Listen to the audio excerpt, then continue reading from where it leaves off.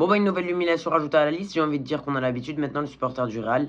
Défaite 4-2 face au Benfica, défaite humiliante avec un but de la dernière seconde du gardien pour nous enfoncer. Le pire, c'est que c'est pas même pas une défaite, on a dominé et le Benfica nous a punis sur des contres, des trucs comme ça. On méritait de perdre, on s'est fait dominer sur les 30 premières minutes, puis sur toute la deuxième mi-temps, on ne méritait pas de gagner à part Mbappé et Courtois. Il y a trop de problèmes dans ce club, il y a trop de joueurs qui ne se bougent pas assez le cul. Bon, pour être efficace, on va faire nos tops et nos flops de ce match du Real Madrid, bien évidemment, je ne vais pas parler des joueurs du Benfica. Les tops, c'est simple, il y a Mbappé, doublé, plutôt bon match, bon but de la tête qui a failli nous remettre dans le match. Ensuite, il y a Courtois, malgré le fait qu'il se prenne 4 buts, il fait un bon match, il fait les arrêts qu'il faut au bon moment. Et ensuite, en flop, j'en ai à citer. Déjà, il y a Hussein, depuis sa Coupe du Monde des clubs, il est nul. Il a été inutile dans cette défense, s'est fait prendre trop souvent dans le dos. Ensuite, il y a clairement Raúl Asensio, fait une glissade sur un début, on se le prend à cause de lui. Bon, certes, il fait une belle passe, mais il se prend un rouge débile, de frustration. Son premier carton jaune, c'est une poussette. Ensuite, il y a Carreras, inutile. Kamavinga, il y a quelque chose qui est humiliant. Si vous voulez partir revoir un highlight du match, à un moment, Kamavinga fait un centre, tellement le centre est nul, le gardien du Benfica se permet de faire un contrôle poitrine. Vous vous rendez compte du niveau auquel on est là? Des contrôles poitrine sur la tête à Kamavinga.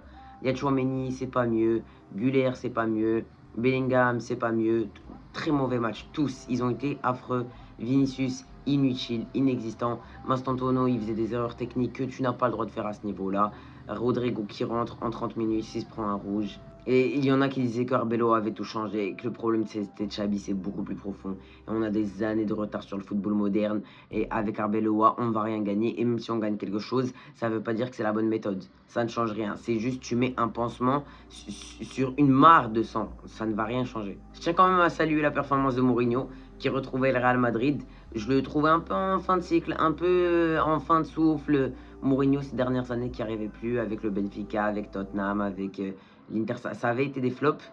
Puis là, il est revenu au Bernabeu, alors qu'il avait enchaîné que des défaites sur sa campagne Ligue des Champions. Ils ont enchaîné 3 victoires et ils ont réussi à se qualifier. Bien joué à eux. Mais on peut voir les conséquences de ce match, et notamment les conséquences de ce but à la dernière seconde du gardien. D'ailleurs, si vous remarquez bien, c'est Mourinho qui dit à Troubine, monte, vas-y, monte sur le corner, et il monte et il met le but. Alors déjà, le Real n'est plus top 8.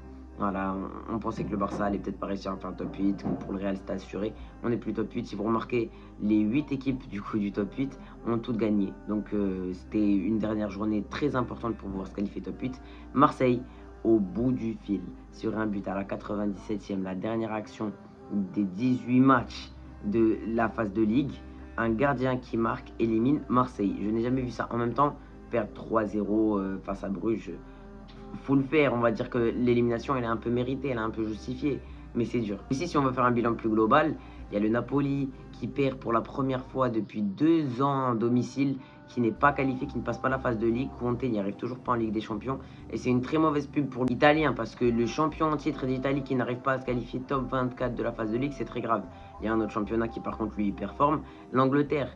L'APL, il y a 5 des 6 équipes de Première Ligue qualifiées en Ligue des Champions qui sont top 8. Newcastle est à ça de le faire, ils sont je crois 10e. Donc vraiment, la Première Ligue domine le reste. Et quand tu vois qu'un Tottenham, qui est 14e en Première Ligue, arrive à être top 4 de la phase de Ligue en Ligue des Champions, c'est humiliant. Il y a aussi Arsenal, qui est la première équipe de l'histoire à faire le 8 sur 8 en phase de Ligue. C'était jamais arrivé. Il y avait Liverpool qui avait une défaite.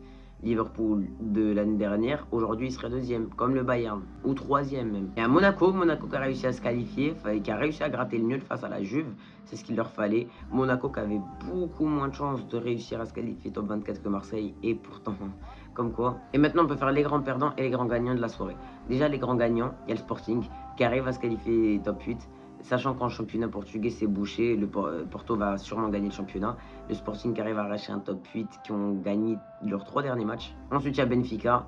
Benfica, grâce à ce but à la dernière seconde, ils n'étaient pas qualifiés. Même avec une victoire contre le Real, ils n'étaient pas qualifiés. Il leur fallait 2 buts de plus et ils ont réussi à aller chercher ces 2 buts. Il y a Bruges qui était éliminé avant cette journée et qui a réussi à se qualifier grâce à une victoire 3-0. Il y a Bodo Glimt qui a gagné contre l'Atlético qui a réussi à se qualifier. Il y a le Barça, il y a Chelsea, il y a Tottenham. En vrai, il y a beaucoup de clubs qui se retrouvent gagnants de ce moment. Ensuite, il y a les grands perdants. Ça me fait mal de dire, il y a le Real. On était 8e quasiment. Ensuite, il y a les grands perdants. Et le premier grand perdant, c'est le Real, clairement. On était top 8 quasiment toute la phase de Ligue. On était, je crois, 3e avant cette journée et on descend à la 11e, 10e place.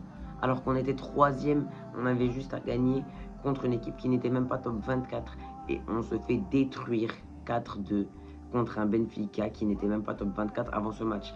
Ensuite, les vrais grands perdants, c'est Marseille qui était, je crois, 17e, qui était à 2 doigts, qui vraiment, je crois qu'ils avaient 5% de chance de se faire éliminer.